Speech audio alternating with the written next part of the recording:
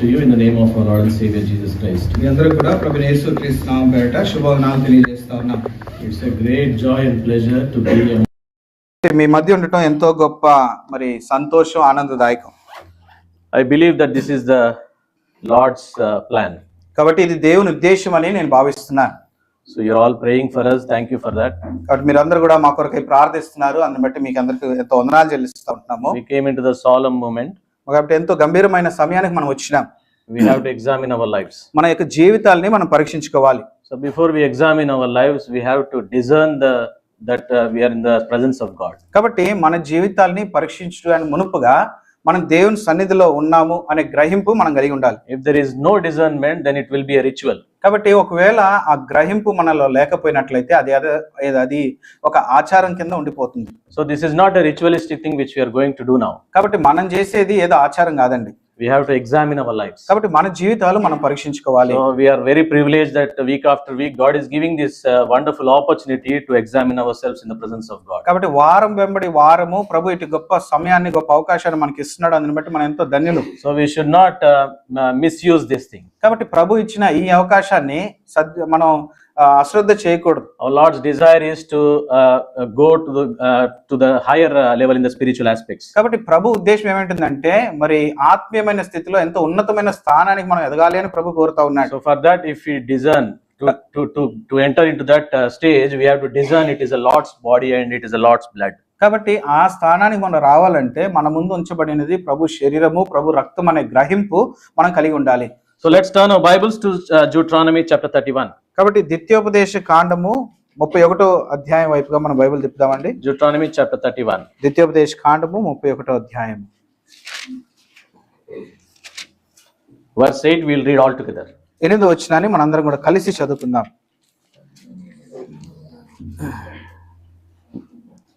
Deuteronomy 31 chapter verse 8. ద్వితీయోపదేశ కాండము 31వ అధ్యాయము 8వ వచనము మనందరం కూడా కలిసి చదువుకుందాము. And the Lord, he is the one who goes before you. He will be with you. He will not leave you nor forsake you. you. Not fear, not be dismayed. Likewise, we'll read Matthew Gospel chapter 28. మత్తయి సువార్త 28వ అధ్యాయము verse 20 please. 20వ వచనం అండి. We'll read all together. మత్తయి సువార్త 28వ అధ్యాయము 20వ వచనం మనందరం కూడా కలిసి చదువుకుందాం. Teaching them to observe all things that I have commanded you, and lo, I am with you always, even to the end of the world. Amen. So we look for the God's help. మరి దేవుని సాయం కొరకై ప్రార్థన చేసుకుందాం. కృపగల తండ్రి, దయగల రాజా, ఈ యొక్క ఉదయకాల సమయమున మీ బిడ్డలు ఎదుట నిలబడడానికి దౌర్భాగ్యం నాకు మీరు అనుగ్రహించినటువంటి ఈ యొక్క సదవకాశం బట్టి నీకు వందనాలు. ప్రియ ప్రభువా, తండ్రి, దౌర్భాగ్యుడను పాపిని ఏ మంచితనం లేనటువంటి నన్ను మీరు జ్ఞాపకం చేసుకొని తండ్రి మీ బిడ్డల ఎదుట మీరు రక్తమిచ్చుకున్నటువంటి జనాంగం ఎదుట నిలబడి మీ వాక్యాన్ని తండ్రి మరి నేను పంచుకునే కృపనిచ్చినందుకు నీకు వందనాలు. ప్రభువుల తండ్రి, నాలో ఏ మంచితనం లేదు, ప్రజలు మీ వారు తండ్రి, నేను కేవలము ఒక పాత్రను, వాడబడే పాత్రను, నన్ను ఖాళీ చేసి మీ ఆత్మచేత నింపి తండ్రి మీ నామ వైమార్థమై తండ్రి మరి వాడుకుంటూ రండి. సోదరుడు ట్రాన్స్లేట్ చేస్తుండగా సాయం చేయండి ప్రభా. మరి సమయానికి ముగించుకోవడానికి అనవసరమైనది ఏది కూడా నా నోట రాకుండా కేవలం మీకు మయంపరిచే మాటలు మాత్రమే మాట్లాడడానికి సహాయం దయచేయండి. నా నాలుకను తాకండి, మీ ఆత్మవశమున నన్ను ఉంచుకోమని తండ్రి, మరి ఏదైతే మీరు మీ ప్రజలతో మీరు ఉద్దేశించి మాట్లాడాలని తలంచినారో ఆ మాటలు మాత్రమే నేను పలకడానికి సహాయం దయచేయండి తండ్రి. అనవసరమైనది మాట్లాడి మీ యొక్క ఉగ్రతకు గురి కాకుండా తండ్రి నాలో భయమును వణుకును మీరు పుట్టించండి. కృపగల తండ్రి, మరి సమయమంతా ఆశ్చర్యకరంగా చేయండి. అపవాదికి అపజయాన్ని తీసుకుని రండి. నలుమూలను మీ రక్తాన్ని ప్రోక్షించి మీ యొక్క సన్నిధిని మేము అనుభవించలాగున, మీ యొక్క ఆత్మ సంచారాన్ని మేము తండ్రి అనుభవించలాగున మీ యొక్క కృప సహాయం దయచేయమని కనీకరమైన చీకటి శక్తులు అందరినీ నేసినామం లయపరుస్తూ వట్టివాణ్ణి మట్టివాణ్ణి మరొకసారి ఒప్పుకుంటూ నాలో ఏ మంచితనం లేదని ఒప్పుకుంటూ మీ యొక్క సహాయం కోరుకుంటూ యేసుక్రీస్తు నామమున ప్రార్థించి అడిగి వేడుకుంటున్నాం తండ్రి. ఆమేన్. So this book of Deuteronomy speaks about the book of remembrance. కాబట్టి ద్వితీయోపదేశ కాండము మనకి జ్ఞాపకార్థము అనే పుస్తకం అనేది మనకు నేర్పిస్తా ఉంటుంది. So why it is written as a book of remembrance? మరి జ్ఞాపకార్థపు పుస్తకంగా ఎందుకు రాయబడుతుంది? Because the Lord has done marvelous things in the lives of Israelites. కాబట్టి ఇశ్రాయేలు ప్రజల యొక్క జీవితంలో ప్రభు ఆశ్చర్యకరమైన సంగతులను ఆయన చేస్తూ వచ్చినాడు. So that is the reason it is called as a book of remembrance. కాబట్టి అందుని బట్టే ఈ యొక్క ద్వితీయోపదేశ కాండానికి జ్ఞాపకార్థపు పుస్తకము అని రాయబడతా ఉంది. So when we have to see this in Deuteronomy chapter 31 verse 8. కాబట్టి ద్వితీయోపదేశ కాండము 31వ అధ్యాయము 8వ వచనం మనం చూసినట్లయితే we have to observe this the word, he is the one who goes before you. కాబట్టి ఇక్కడ ఈ మాట మనం గమనించాలి. అదేంటంటే మీకు ముందరగా వెళ్ళువాడు మీ దేవుడైన యెహోవాయే. తెలుగులో ఎవరైనా చదువుతారా? నడుచువాడు యెహోవా, ఆయన నీకు తోడైయుండును. ఓకే. ఆయన నిన్ను విడువడు, నిన్ను ఎడబాయడు. భయపడకము, విస్మయమొందకమని ఇశ్రాయేలు ఎదుట అతనితో చెప్పాను. So in this chapter Joshua is introduced as a new leader for the Israelites. కాబట్టి ఇక్కడ చూసినట్లయితే యెహోషువను నూతనమైన నాయకుడిగా ఇశ్రాయేలు ప్రజలకు పరిచయం చేయబడతా So వచ్చాడు. Moses was encouraging Joshua to go and get into the land of Canaan and lead the people into the land of Canaan. కాబట్టి మోషే మరి యెహోషువను ఎంతగానో ప్రోత్సహిస్తూ ఇశ్రాయేల్ ప్రజలను తీసుకొని ఆ యొక్క కానాను దేశంలోకి మీరు ప్రవేశించాలని చెప్పి వారిని ఎంతగానో ప్రోత్సహించి బలపరుస్తూ వచ్చినాడు. All those years Moses was leading the Israelites. ఆ యొక్క గడిచిన సంవత్సరాలు అన్ని కూడా మోషే ఇశ్రాయేల్ ప్రజలను నడిపిస్తూ వచ్చినాడు. So there is no doubt through Moses God has done wonderful things in the life of Israelites. ఏ సందేహం కూడా లేదు, మోషే ద్వారా ప్రభు మోషేను ఉపయోగించుకొని ఎన్నో ఆశ్చర్యమైన కార్యములు చేస్తూ వచ్చిన, అద్భుత కార్యాలు చేస్తూ So వచ్చినాడు. now this is a time where Moses has to take rest. మరి ఇప్పుడు మోషే మరి విరామం తీసుకోవడానికి సమయము. So Moses was 120 years. That is the reason specifically it's mentioned in chapter 31 verse 2. కాబట్టి అందుకే ద్వితీయోపదేశకాండము 31వ అధ్యాయము 2వ వచనంలో మోషేకు అప్పటికే 120 సంవత్సరాలు ఇక్కడ ప్రత్యేకంగా ఆ మాట రాయబడుతుంది. తెలుగులో చదవండి. నేను వచ్చుకోవచ్చు నుండలేను. యెహోవా ఈ అర్ధాలను దాటకూడదని నాతో సెలవిచ్చాడు. నీ దేవుడైన యెహోవా నీకు ముందరగా దాటిపోయి ఆ జనులను నీ ఎదుట నుండకుండా నశింపచేయను. నీవు వారి దేశమును ఇశ్రాయేలీయులందరితో ఈ మాట చెప్పుట చాలించి వారితో మరలా ఇట్లా నేను 120 ఏండ్ల వాడనై ఉన్నాను. చాలండి. And he said, I am 120 years old. He is mentioning his name, his age here. కాబట్టి ఇక్కడ ఆయన పేరు చెప్తా ఉన్నాడు, అంతేకాకుండా ఆయన వయసు కూడా చెప్తా ఉన్నాడు. So why he has specifically mentioned the age? ఎందుకు ప్రత్యేకించి ఆయన వయసుని చెప్తున్నాడంటే Because Lord has used all these years. మరి ఈ సంవత్సరాలన్నీ కూడా ఆయనను ప్రభు ఉపయోగించుకుంటూ వచ్చినాడు. Now it is a time for another leader to stand and lead Israelites. కాబట్టి ఇప్పుడు వేరే నాయకుడిని నిలబడి ఇశ్రాయేలు ప్రజలను నడిపించే యొక్క అవకాశం వచ్చింటా So that is the attitude of Moses. మరి ఇది మోషే యొక్క మరి స్వభావము ఇటు రీతిగా ఉంటా ఉంది. So many God servants or many people who are called the servants of God, they are holding the positions. కాబట్టి అనేకమైన దేవుని సేవకులు ఏం చేస్తున్నారంటే వారి యొక్క స్థానాన్ని గట్టిగా పట్టుకున్న వారిగా ఉంటా ఉన్నారు. So there is no heart like Moses has got. కాబట్టి మోషేకు ప్రభు ఇచ్చిన మనసు కలిగిన వారు ఎవరు కూడా లేరు. God has chosen Moses because of various qualifications. కాబట్టి మోషేను ప్రభు అనేకమైన అర్హతలను బట్టి మోషేను ప్రభు ఎంపిక చేసుకుంటూ So వచ్చాడు. although Moses has said that Moses has hesitated to lead to bring the Israelites from the land of Egypt. కాబట్టి ఐగుప్తు దేశం నుండి ప్రజలను విడిపించి బయటికి తీసుకురావడానికి మోషేను ప్రభు ఏర్పాటు చేసుకున్నప్పుడు మోషే కొద్దిగా సంకోచిస్తూ వచ్చినాడు, వెనకబడుతూ వచ్చినాడు. But Lord knows his capabilities. అయినా దేవుడు తన యొక్క మరి తను ఏం చేయగలడో అనేది ఎరుగుతూ వచ్చినాడు. So when we see the age of Moses, we can split into 3 parts. మరి మోషే యొక్క వయసును చూసుకున్నట్లయితే 3 భాగాలుగా మనము దాన్ని విభజించవచ్చండి. 40, 40 and 40. 40. First 40 years he was in the land of Egypt. కాబట్టి మొదటి 40 సంవత్సరాలు ఐగుప్తు దేశంలో ఉన్నాడు. So he was as an Egyptian noble. ఆయన ఒక ఐగుప్తి మరి పౌరుడుగా ఉంటా వచ్చినాడు. So that is the reason, he could able to write first 5 books. అందుని బట్టి మొదటి 5 మరి పుస్తకాలు రాయగలుగుతూ వచ్చినాడు ఆయన. So he was very well versed in the literacy. మరి ఎంతో చదువు బాగా ఆయనకి చెప్పిస్తూ వచ్చినారు అక్కడ And he ఉన్నప్పుడు. also trained in the how to fight with the enemy. అంతేకాకుండా శత్రువులతో ఏ రీతిగా యుద్ధం చేయాలనో నేర్పిస్తూ వచ్చినారు. So he has gone through all these trainings in his life. మరి ఈ యొక్క తరబీదులన్నిటి గుండా ఆయన ఐగుప్తు దేశంలో ఉన్నప్పుడు ఇవన్నీ యొక్క విద్యలు గుండా ఆయన నేర్చుకుంటూ వచ్చినాడు. So directly God didn't give this commission to Moses to lead Israelites. కాబట్టి ఇవన్నీ లేకుండా ప్రభు ఆయనకి మరి ఇశ్రాయేల్ ప్రజలు నడిపించడానికి అవకాశం లేదు. So after 40 years, 40 సంవత్సరాల తర్వాత the next 40 years he was tending the flock in his father-in-law's house. కాబట్టి మరలా ఇంకా మిగతా 40 సంవత్సరాలు ఏం చేస్తూ వచ్చినాడంటే తన మామగారి ఇంటి దగ్గర మరి గొర్రెలను మేపుకుంటూ వచ్చినాడు. So he had an experience of tending the flock in the wilderness. కాబట్టి అరణ్యములో మరి గొర్రెలు మేపే అనుభవం కూడా ఆయనకు ఉంది. So God had taken him to the wilderness experience. కాబట్టి అటు ఎడారి అనుభవం గుండా ప్రభు మోషేని తీసుకెళ్తూ So వచ్చినాడు. before he led the Israelites, Moses has gone through the experience of wilderness. కాబట్టి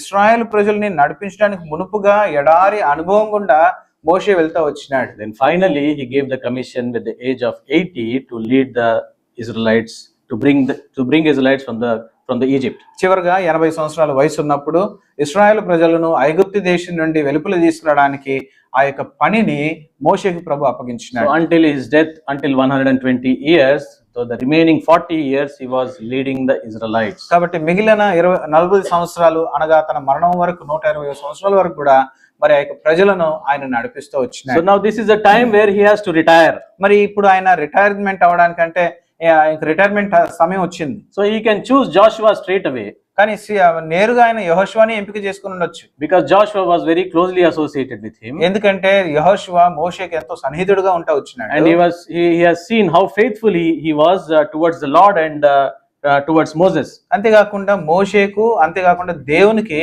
ఎంత నమ్మకమైన వాడిగా ఉంటా వచ్చినాడో మోషే చూస్తూ వచ్చినాడు. So he has got three qualities. ఆయనలో 3 లక్షణాలు ఉన్నాయి. He has got an obedient nature, కాబట్టి మొట్టమొదటిగా విధేయత చూపించే స్వభావం ఆయనలో ఉంది. and second thing, he was wholly followed the Lord. రెండవదిగా ఆయన కేవలము దేవునిని మాత్రమే వెంబడిస్తూ వచ్చినాడు. So we can see in Numbers chapter 32 verse 12. సంఖ్యాకాండము మరి Numbers chapter 32. 32 అధ్యాయము 12వ వచనం. In last it says, for they have wholly followed him. Caleb and Joshua. 32 అధ్యాయము 12వ 32 వచనం 12. చివరి భాగము. Caleb, the son of Jephunneh, the Kenizzite, and Joshua, the son of Nun, for they have wholly followed the Lord. 20 ఏళ్ళు మొదలుకొని అది కాదు. ఐగుప్తు దేశంలో నుండి 12. వచ్చిన యెహోషువ మనుషులతో పూర్ణ హృదయంతో యెహోవా అనుసరించిన కెజీయుడగు ఫినెయును కుమారుడైన కాలేబును నూను కుమారుడైన యెహోషువ తప్ప మరి ఎవడును పూర్ణ మనసుతో నన్ను అనుసరింపలేదు. So పూర్ణ మనసుతో, wholeheartedly they were following the Lord. నూను కుమారుడైన యెహోషువ ఏం చేస్తూ వచ్చినాడంటే పూర్ణ మనసుతో దేవుణ్ణి వెంబడిస్తూ వచ్చినారు. So Moses knows all these things, మోషే ఇవన్నీ గమనిస్తూ వచ్చినాడు. and not only that, he knows his bravery, he knows his braveness as a young man. కాబట్టి అంతేకాకుండా ఆయన ఎంత ధైర్యం కలిగిన వాడో యవనస్తుడుగా మోషే గమనిస్తూ వచ్చినాడు. We won't read, but we can see in Exodus chapter 14 verse 9. కాబట్టి మనం చదవంగానే నిర్గమకాండం 14వ అధ్యాయంలో మరి 9వ వచనంలో ఆ మాట రాయబడతా ఉంది. When Moses sent as the spies to look the land of Canaan, మరి కానాను దేశాన్ని వేగు చూడడానికి వేగుల వారిగా తనని పంపించినప్పుడు he was very brave. ఆయన ఎంతో ధైర్యం కలిగి ఉంటా వచ్చినాడు. Caleb and Joshua was very brave. మరి యెహోషువ కాలేబులు బహు ధైర్యం కలిగి ఉంటా వచ్చినారు. And not only that, he was involved in the fight in Jericho. అంతేకాకుండా ఎరికో ప్రాంతంలో ఆ యొక్క యుద్ధంలో కూడా వారు మనం చూస్తూ ఉంటున్నాం ఏ రీతిగా పోరాడుతూ వచ్చినారు. So Joshua has got these qualities. మరి యెహోషువలో ఈ లక్షణాలు ఉన్నాయి. Moses can choose, మోషే మరి నేరుగా యెహోషువని ఎంపిక చేసుకుని ఉండొచ్చు. but Moses didn't do that. అయితే మోషే ఆ రీతిగా చేయలేదు. So Moses was asking the Lord మోషే ప్రభుని అడుగుతా వచ్చినాడు. in Numbers chapter 27, మరి సంఖ్యాకాండము 27వ అధ్యాయంలో verse 18, please. 18వ వచనము. అందుకు యెహోవా మోషేతో ఇట్లనెను, నూను కుమారుడైన యెహోషువ ఆత్మను పొందినవాడు, నీవు అతని తీసుకొని అతని మీద నీ చెయ్యి ఉంచి. చాలండి. So here, when Moses was looking whom to choose to lead the Israelites, మరి మోషే మరి ఇశ్రాయేల్ ప్రజలు నడిపించడానికి ఎవరిని ఎంపిక చేయాలి అని ఆలోచిస్తా so ఉన్నప్పుడు Moses has got this criteria within him. We can see in verse 17. కాబట్టి 17వ వచనంలో మరి మోషే ఒక నాయకుడిగా వారికి ఉండటకు నాయకుడిగా ఉండుటకు మరి ఒక ఇది పెట్టుకున్నాడు. సమర్థుడై ఉండవలెను. Samardhata.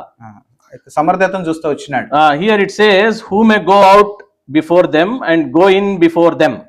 కాబట్టి వారికి ముందు మరి లోపల రావడానికి బయటికి వెళ్ళడానికి ఒకరు ఉండాలి నాయకుడుగా అని ఆలోచిస్తా So he వచ్చాడు. was looking for a man who is transparent in the presence of the congregation, where he can go boldly out and he can come boldly in.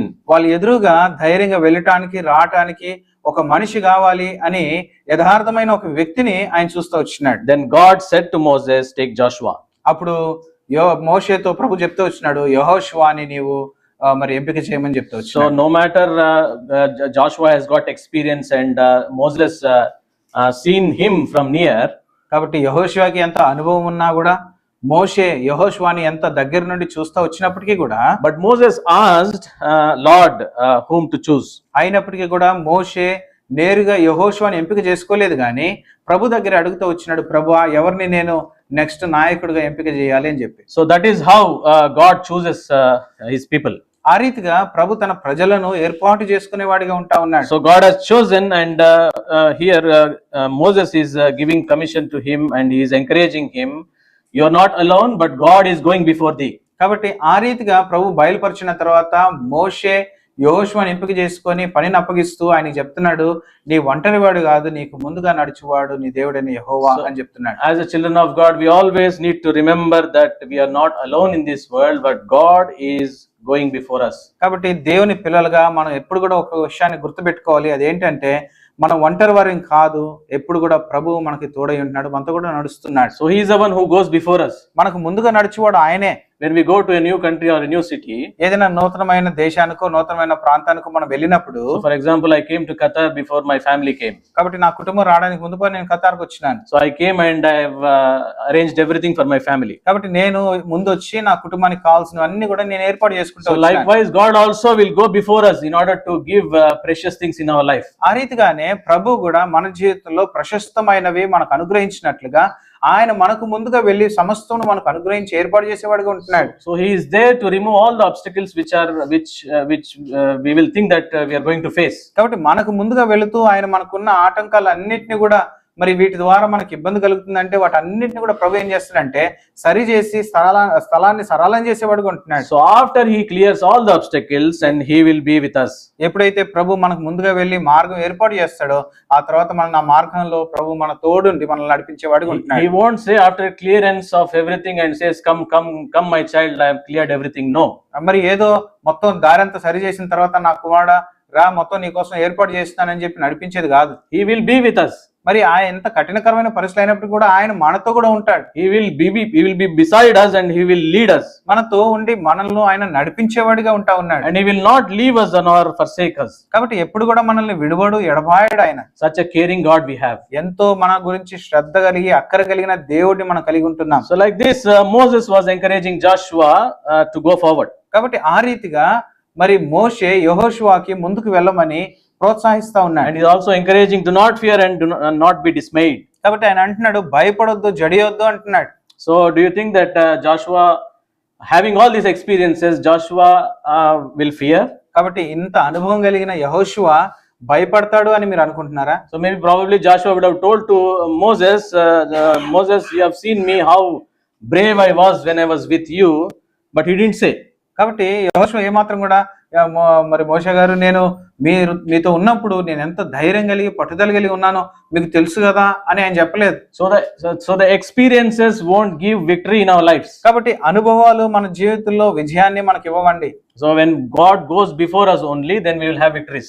ఎప్పుడైతే ప్రభు మనకు ముందుకు వెళతాడో అప్పుడు మాత్రమే మన జీవితంలో మనం విజయాన్ని చూస్తాం. So we should never rely upon our strength, or we should not rely upon our experience, or we should not rely upon our skills. కాబట్టి మనకు కలిగిన మరి తలాంతులను బట్టి కానీ, లేదంటే మన బలాన్ని బట్టి కానీ, మన అనుభవాన్ని బట్టి కానీ, మన జ్ఞానం మీద కానీ మనం ఎంత మాత్రం ఆధారపడకూడదు. Although we might be having experience, but we are fearful people. కాబట్టి మనకి ఎంత అనుభవం ఉన్నప్పటికీ కూడా మనం ఎంతో భయంతో నింపబడిన ప్రజలంగా మనం So ఉంటాం. that Moses know about this, and he was encouraging Joshua to go and lead the Israelites into the land of Canaan. నాయకుడైన మోషే ఇవన్నీ గ్రహించి యెహోషువని ప్రోత్సహిస్తూ వచ్చినాడు, బలపరుస్తూ వచ్చినాడు.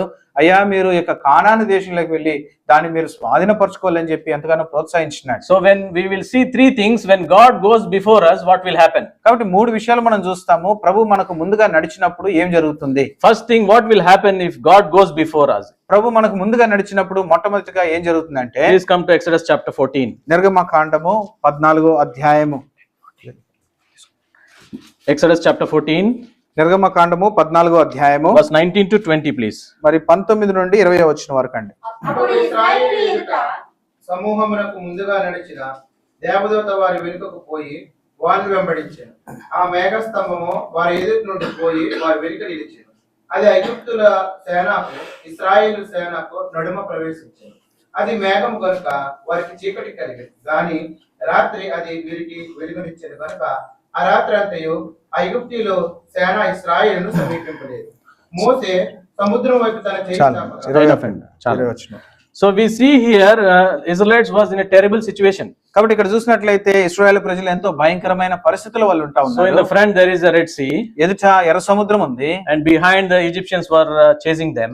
వెనక పక్క చూసినట్లయితే ఐగుప్తు ప్రజలు వారిని వెంటాడుతూ ఉన్నారు. So there is no other choice that they have to go forward. కాబట్టి ఇంకే అవకాశం లేదు, వారు తప్పకుండా ముందుకే వెళ్ళాలి. So they have that's the reason Lord also was saying to Moses in verse 15, tell the children of Israel to go forward.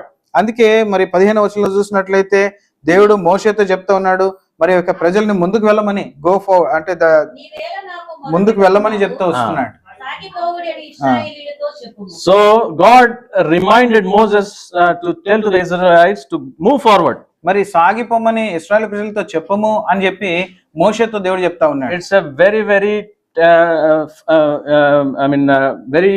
very much terrible situation here to cross the Red Sea. కాబట్టి ఆ యొక్క ఎర్ర సముద్రం దాటాలి అనేది ఎంతో మరి కఠినకరమైన పరిస్థితి అక్కడ.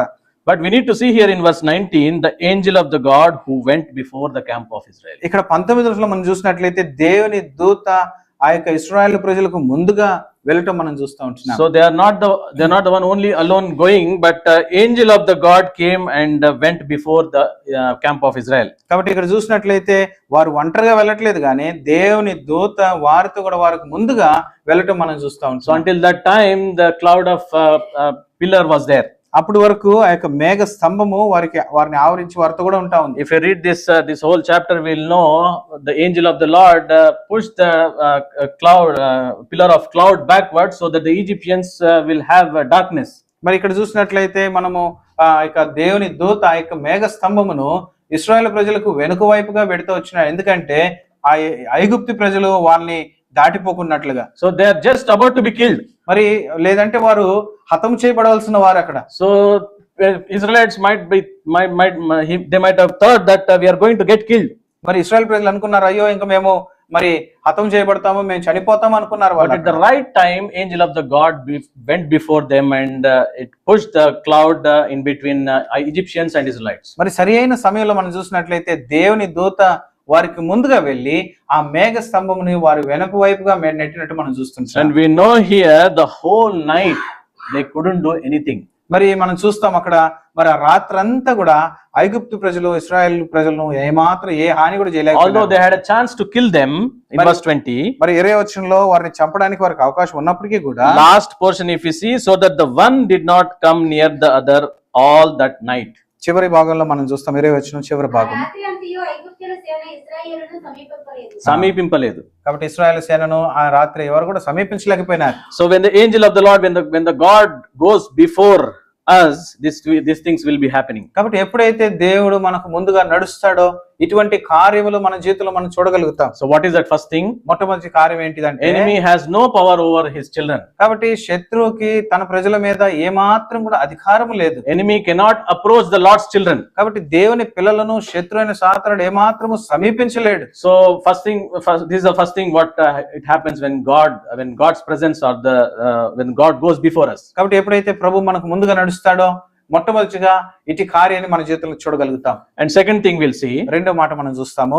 Second thing, please come to Exodus chapter 14. నిర్గమకాండము 14వ అధ్యాయము 28. 28వ వచనం. నీళ్లు తిరిగి వచ్చి ఆ రథములను రౌతులను వారి వెనుక సముద్రంలోనికి వచ్చిన ఫరో యొక్క సర్వ సేనాలను కప్పివేసింది. వారిలో ఒక్కటైనను మిగిలి ఉండలేదు. Nothing, not so much as one of them remained. కాబట్టి ఒక్కటైనను మిగిలి ఉండలేదు అంటున్నాడు. ఒక్కడైనను. So God gave the victory here. కాబట్టి ప్రభు అక్కడ విజయాన్ని ఇచ్చినాడు. So when God goes before us, we will get victory. ఎప్పుడైతే ప్రభు మనకు ముందుగా నడుస్తాడో మన జీవితంలో ప్రభు మనకు విజయాన్ని ఇచ్చేవాడిగా ఉంటున్నాడు.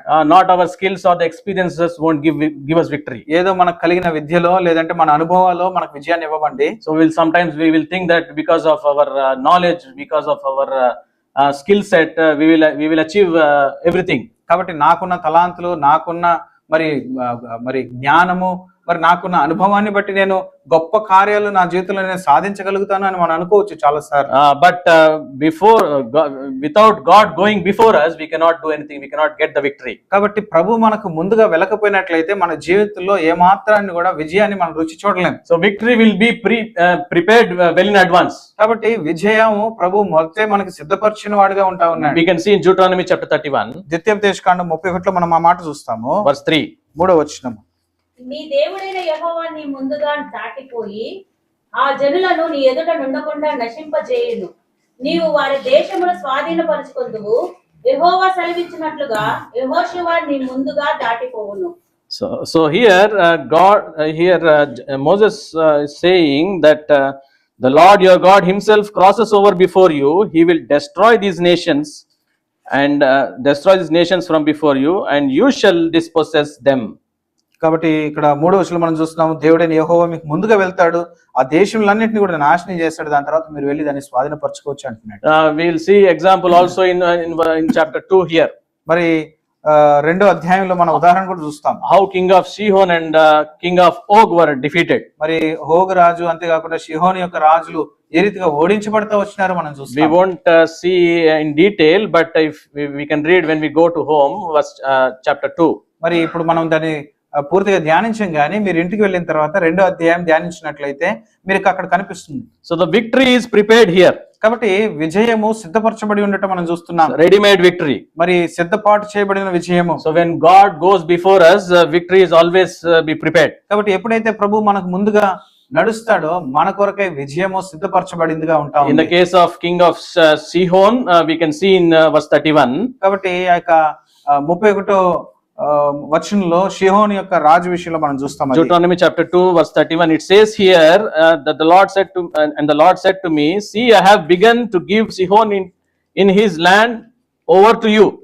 మరి 2వ అధ్యాయము 31వ వచనం ద్వితీయోపదేశకాండం.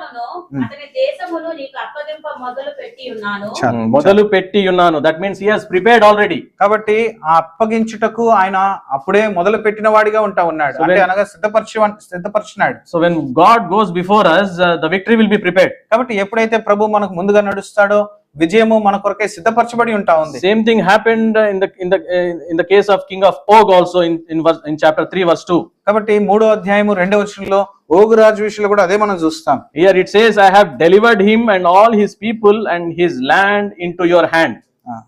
అతనికి భయపడకుము. అతని సమస్త జనులను అతని దేశమును నీ చేతికి అప్పగించి ఉన్నాను. So when God goes before us, the victory will be prepared. కాబట్టి ఎప్పుడైతే ప్రభు మనకు ముందుగా నడుస్తాడో విజయం మన కొరకే సిద్ధపరచబడిందిగా So ఉంటుంది. this is the second thing what we can see when the presence of God goes before us. ఎప్పుడైతే ప్రభు సన్నిధి మనకు ముందుగా వెళ్తుందో ఈ రెండో విషయాన్ని మన జీవితంలో చూడగలం. And third thing also we'll see. మూడో విషయాన్ని కూడా మనం చూస్తాము. Deuteronomy chapter 9. ద్వితీయోపదేశకాండము 9వ అధ్యాయము. Deuteronomy chapter 9. ద్వితీయోపదేశకాండము 9వ అధ్యాయము verse 1 please. మొదటి వచనం అండి. ఇశ్రాయేలు వినుము, నీకంటే గొప్ప జనము గల జనులను ఆకాశమంటూ ప్రాకారము గల గొప్ప పట్టణములను స్వాధీనపరచుకొనుటకై నేడు నీవు యోర్దానును దాటబోచున్నావు.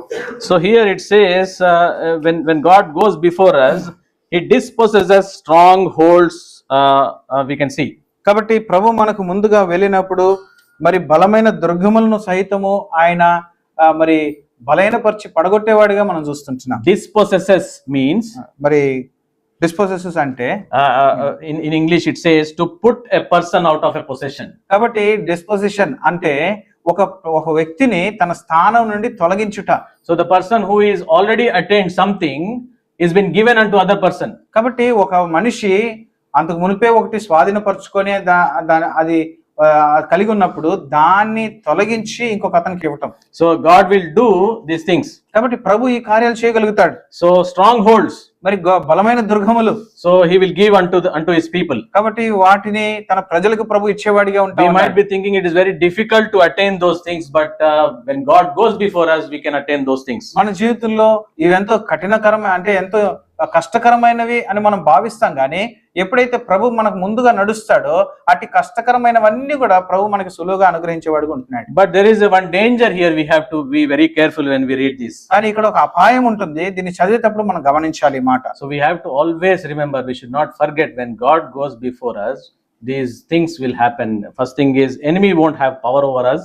కాబట్టి 3 విషయాలు ప్రభు మనకు ముందుగా నడిచినప్పుడు జరుగుతాయి. మనం ఇది గుర్తుపెట్టుకోవాలి, గమనించాలి. మొట్టమొదటిగా ఏంటిదంటే శత్రువుకి మన మీద ఏమాత్రం కూడా అధికారం ఉండదు. So victory is prepared in advance. రెండోదిగా మన కొరకై విజయము ముందుగానే సిద్ధపరచబడి ఉంటుంది. So He will dispose of the strongholds and God will give unto His people. కాబట్టి ముందుగా ప్రభు ఏం చేస్తాడంటే వారిని ఆ స్థానం నుండి తొలగించి ఆ స్థానాన్ని ప్రభు మనకు అనుగ్రహించేవాడిగా ఉంటా But ఉన్నాడు. when we have all these things, we will have some pride within us, right? కాబట్టి ఇవన్నీ కలిగినప్పుడు మనలో కొద్దిగా గర్వం వస్తుంది కదా.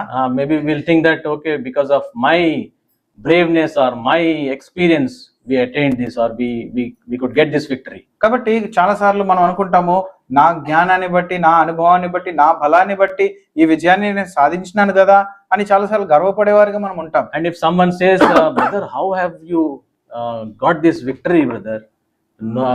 No one in this world will, we never thought that you will get this victory. It is very hard. మరి చాలాసార్లు కొంతమంది అడగొచ్చు, సోదరుడా ఇంత గొప్ప విజయాన్ని నువ్వు ఎట్లా సాధించగలుగుతున్నావు, మరి లోకంలో ఎవరి ద్వారా ఇది సాధ్యం కాదు కదా, చాలా కష్టం కదా అని చెప్పినప్పుడు, So that's how it is written here in chapter 9 verse 2.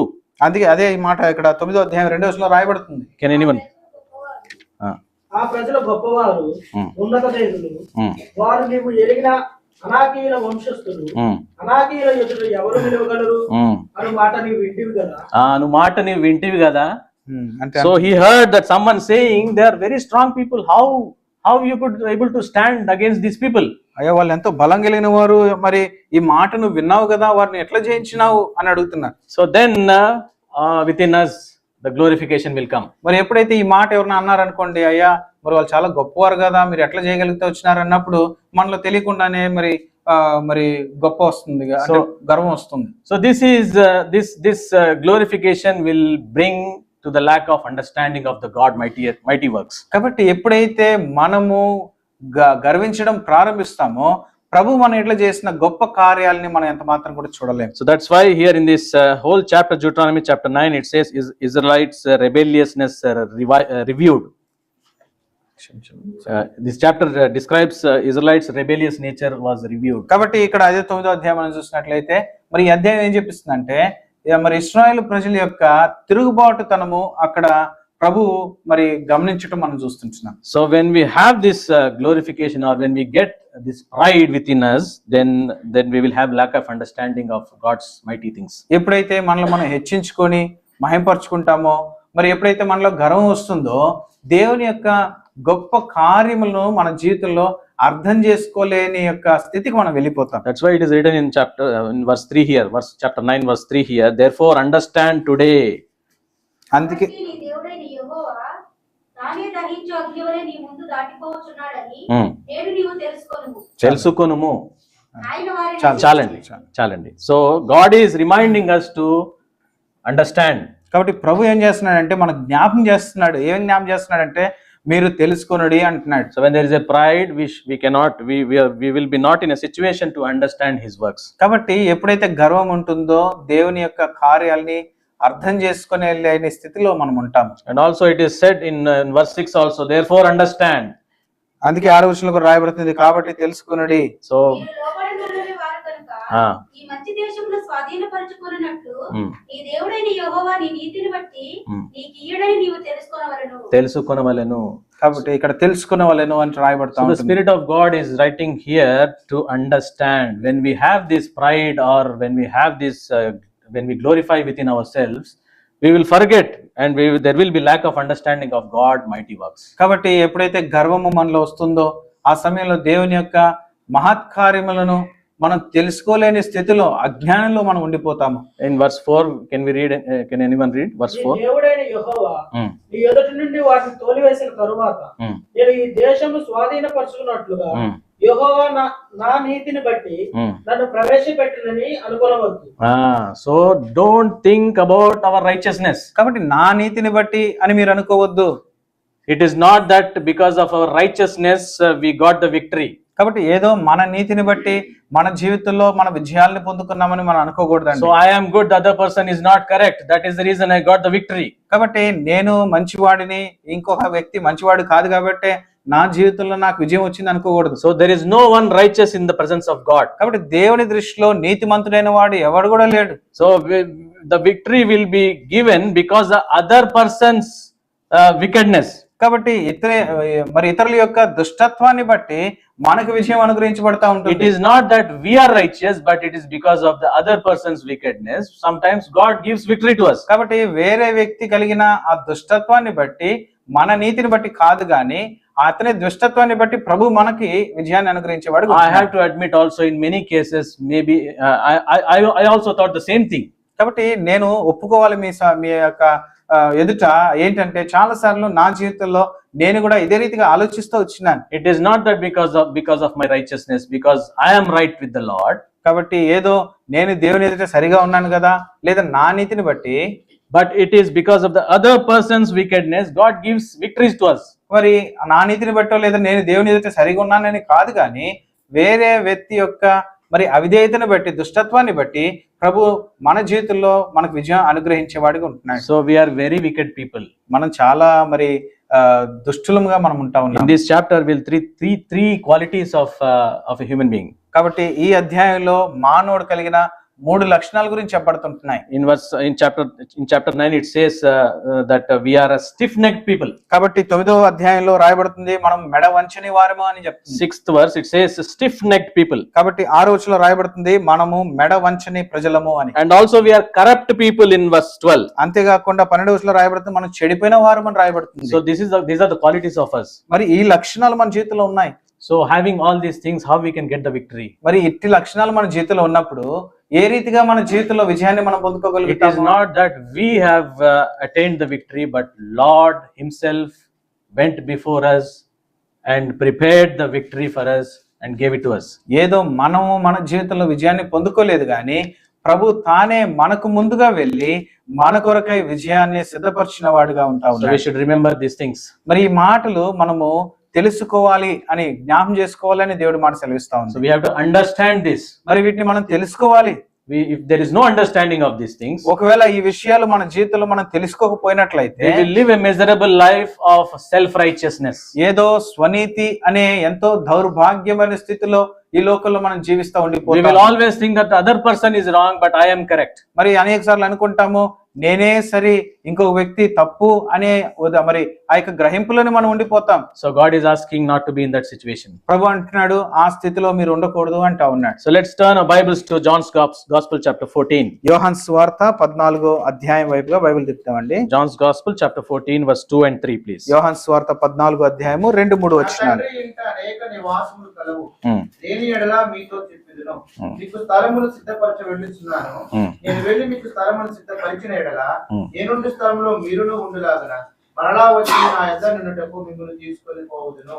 Chalandi. So here Lord Jesus Christ is saying, I go to prepare a place for you. కాబట్టి మీ కొరకై స్థలము సిద్ధపరచుట కొరకు నేను వెళ్తా ఉన్నానని So ప్రభు he- యేసుక్రీస్తు చెప్తా He ఉన్నాడు. went before us ఆయన మనకు ముందుగా వెళ్తున్నాడు. So he is preparing there. ఆయన మనకు ముందు వెళ్ళినాడు, మన కొరకై స్థలాన్ని సిద్ధపరుస్తున్నాడు. So he came into this world before we entered into the eternal place. కాబట్టి నిత్యత్వంలోకి వెళ్ళడానికి మునుపుగానే ప్రభువైన యేసుక్రీస్తు ఈ భూలోకానికి వచ్చినాడు. So he sacrificed himself. He laid his life on the cross of Calvary. ఆయన తను తాను బలి అర్పణగా అర్పించుకొని తన ప్రాణాన్ని కలువరి శిలువలో అప్పగించినాడు. And he finished the work. He gave victory to us. మరి ఆయన కార్యాన్ని ముగించి మనకు విజయాన్ని ఇచ్చినాడు. And now he went before us to heavenly places to prepare a place there. ఉన్నతమైన స్థలంలోకి మనకు ముందుగా వెళ్ళి మన కొరకై స్థలాన్ని ఆయన సిద్ధపరుస్తా ఉన్నాడు. Now the work is in progress. ఇప్పుడు కార్యము జరుగుతా ఉంటా ఉంది. So the work will be in progress as per our the spiritual progress in this world. కాబట్టి మన యొక్క ఆత్మీయ మరి ఎదుగుదలను బట్టి అక్కడ కార్యము జరుగుతా ఉంటుంది. Salvation doesn't mean that you have gained, you have reserved the mansion over there. కాబట్టి ఏదో రక్షించబడిపోయినాను కదా, నా కొరకై స్థలం సిద్ధపరచబడిపోయింది అని మనం అనుకోకూడదు. So if you have salvation, that means you have got a place over there. కాబట్టి నువ్వు రక్షణ పొందుకున్నావు కాబట్టి నీకు అక్కడ స్థలం ఉంది. But the progress is going on. The mansion is being built there now. కాబట్టి నీ యొక్క విశ్వాస జీవితంలో, రక్షణ జీవితంలో నువ్వు కొనసాగే కొలది అక్కడ ఆ పని జరుగుతూనే ఉంటుంది. So if you are stick-necked, ఒకవేళ నీవు మెడ వంచని స్థితిలో నీవు ఉంటే, and if you are disobedient, లేదా నీవు అవిధేయుడుగా ఉంటే, or if you are a self-righteous person, లేకపోతే ఒకవేళ స్వనీతి కలిగిన వాడిగా నువ్వు ఉంటే, God cannot build there. కాబట్టి ప్రభు అక్కడ పని ముందుకు వెళ్ళదు ఇంకా. So we have to go and just stay there. That's it. మరి ఏదో వెళ్ళిపోయి అక్కడ కట్టబడని గృహంలో మనం ఉన్నట్లుగానే. Here it says, in my father's house are many mansions. కాబట్టి నా తండ్రి ఇంట అనేక నివాసములు ఉంటున్నాయని చెప్పబడతా So ఉంటుంది. God's desire is for each and every one of us to be in the mansion. కాబట్టి నీవు నేను ఒక గొప్ప భవనంలో మనం ఉండాలనేది ప్రభు యొక్క ఆశ. So he went before us to prepare a place. ఆయన మనకు ముందుగా వెళ్ళి మన కొరకై స్థలం సిద్ధపరుస్తా ఉన్నాడు. So how are we today? మనం ఈనాడు ఏ రీతిగా ఉంటా ఉన్నాము? Are we leading this self-righteous life? మనము ఇంకా మన స్వనీతిలోనే మనం జీవిస్తూ ఉంటున్నామా? Are we stick-necked people? లేదా మనం ఇంకను దేవుని యొక్క మాటకి మెడ వంచని ప్రజలుగా మనం Or ఉంటున్నామా? are we very much pride about our experience or the spiritual intellect what we have? లేదంటే నా యొక్క ఆత్మీయ స్థితిని బట్టి, నా ఆత్మీయ జ్ఞానాన్ని బట్టి ఎంతో గర్వంతో నేను నిండి నడుచుకుంటా ఉంటున్నాను. Joshua was not like that and Moses was not like that. గమనించండి, యెహోషువ గాని మోషే గాని అటు రీతిగా లేరు. Today many of the people are very much curious and they are striving to be in the limelight. కాబట్టి ఈ దినాలలో అనేకమైన ప్రజలు వాళ్ళు ఏం చేస్తున్నారంటే ఎంతో ప్రయాసపడుతున్నారు. ఎందుకంటే అందరి దృష్టిలో నేను కనపడాలి అని చెప్పేసి. So but never Moses and never Joshua had this attitude. కానీ గమనించినట్లయితే మోషే గాని యెహోషువ గాని ఇటువంటి స్వభావం వారిలో ఏమాత్రం కూడా లేదు. So God is reminding us to be like that. కాబట్టి ప్రభు మనకి జ్ఞాపకం చేస్తున్నాడు, గుర్తు చేస్తున్నాడు ఏంటిదంటే మనము కూడా వారి వలె జీవించాలి అని. So not only that, God has put us here in this world with a very high purpose. కాబట్టి ప్రభు మనల్ని లోకంలో ఎందుకు ఉంచినాడంటే ఒక గొప్ప ఉన్నతమైన ప్రణాళిక, ఉన్నతమైన పని కొరకై మనల్ని భూలోకంలో ఉంచినాడు ఆయన. As we read in Matthew chapter 28, మరి మత్తయి సువార్త 28వ అధ్యాయంలో మనం చదివిన రీతిగా verse 20, 20వ వచనమండి. మత్తయి 28:20. నేను మీకు ఏ ఏ సంగతులను ఆజ్ఞాపించుతున్నో వాటన్నిటిని గైకొనవలెనని వారికి బోధించి, ఇదిగో నేను యుగ సమాప్తి వరకు సదాకాలం మీతో కూడా ఉన్నానని వారితో చెప్పాను. so God is giving the promise that I will be with you always. కాబట్టి ప్రభు ఒక వాగ్దానాన్ని మనకి ఇస్తున్నాడు. అదేంటంటే యుగ సమాప్తి వరకు నేను మీకు తోడై ఉంటాను అంటున్నాడు. And what is our job today? మరి ఈనాడు ప్రభు మనకు అప్పగించిన పని ఏమై ఉంటుంది? We have to teach them to observe all these things. నేను మీకు బోధించిన అన్ని కూడా వారు చదవండి బ్రదర్. 20 నేను ఏ ఏ సంగతులను ఆజ్ఞాపించుతున్నో వాటన్నిటిని గైకొనవలెనని వారికి బోధించుడి. చాలు. So God has given here to teach them and make them observe the things which God has commanded. కాబట్టి మీకు ఆజ్ఞాపించిన అన్ని కూడా వారు గైకొనున్నట్లుగా వారికి మీరు బోధించండి అంటున్నాడు ప్రభు. So 11 disciples were in a commission to make disciples. మరి ఆ యొక్క 11 మంది శిష్యులు దేవుడి చేత ఇట్టి గొప్ప పనిని వారికి అప్పగించబడుతూ వచ్చినారు. మరి అనేకుల్ని శిష్యులుగా చేయడానికి. Nowadays also it's happening. They are making disciples. మరి ఈ దినాలలో కూడా జరుగుతూ ఉన్నాయి, శిష్యుల్ని చేసుకుంటా ఉన్నారు. But not for the Lord Jesus Christ, but for their self gain. కాబట్టి ఏదో శిష్యులు చేస్తా ఉన్నారు కానీ ప్రభువైన యేసుక్రీస్తు కొరకు శిష్యుల్ని వారు తయారు చేయట్లేదు కానీ వారి స్వంత లాభం కొరకు శిష్యుల్ని తయారు చేసుకునే వారు ఉంటా ఉన్నారు. So it's very sad to see in many churches that people are making disciples for their own benefit. కాబట్టి ఎంతో బాధాకరమైన విషయం ఏంటిదంటే అనేకమైన సంఘాలలో ప్రజలు తమ స్వంత స్వలాభం కొరకు శిష్యుల్ని చేసుకునే వారుగా ఉంటా ఉన్నారు. But it should not be like that. కానీ ఆ రీతిగా ఉండకూడదండి. God's desire is to teach and prepare disciples in this world. కాబట్టి ప్రభువైన యేసుక్రీస్తు యొక్క ఉద్దేశం ఏమంటుందంటే ప్రభు కొరకై శిష్యుల్ని తయారు చేయమని ప్రభు చెప్తా ఉంటున్నాడు. God's work is plenty. దేవుని యొక్క పని విస్తారంగా ఉంటా ఉంది. It is not that pulpit is not only the place where we can serve the Lord. కాబట్టి ఏదో పులిపిటో మీద నుండి మాత్రమే దేవుడిని మనం సేవించాలి అనేది కాదు. There are many areas where we can reach out people. కాబట్టి అనేకమైన ప్రాంతాలు ఉంటున్నాయి, అనేకమైన విధాలుగా ప్రజల్ని మనం దర్శించవచ్చును. So when we ask God, God will show us where we have to go and teach and make them observe the things which God has commanded. కాబట్టి ప్రభు దగ్గర మనము అడిగినప్పుడు ప్రభువా మరి ఏ రీతిగా నేను ముందుకు వెళ్ళాలన్నప్పుడు ప్రభు మనకి మార్గాన్ని చూపిస్తాడు, ఏ రీతిగా మనం వెళ్ళి వారికి బోధించి నడిపించాలి. And when we don't have this desire of craving for the pulpit, God will mightily use us. ఎప్పుడైతే ఒక పుల్పిట్ కొరకు మనకి మరి ఆ యొక్క తపన మనలో ఉండదో అప్పుడే మాత్రమే ప్రభు మనల్ని ఏం చేస్తుందంటే బహు విస్తారముగా ఆయన పని కొరకై మనల్ని ఉపయోగించుకునే వాడిగా ఉంటా ఉన్నాడు. The question is, are we prepared for that? కాబట్టి దాని కొరకై మనం సిద్ధపాటు కలిగి ఉంటున్నామా? God is asking to get prepared for this. కాబట్టి ప్రభు అంటా ఉన్నాడు దీని కొరకై మీరు సిద్ధపడండి అంటున్నాడు. So that is the reason God has saved us from the eternal hellfire. దాని కొరకే ప్రభు నిత్యమైన అగ్ని నుండి శిక్ష నుండి మనల్ని తప్పించినాడు. So that is the reason he is still keeping us alive in this world. దాన్ని బట్టే ప్రభు ఇంకను మనల్ని ఈ భూలోకంలో సజీవ లెక్కలో ప్రభు ఉంచినాడు. Not because to earn Qatari riyals and buy properties back home. ఏదో ఖతార్ రియాలు సంపాదించుకొని మరి ఏదో స్థలాలు కొనేయాలని కాదు. We are here in this country with a purpose.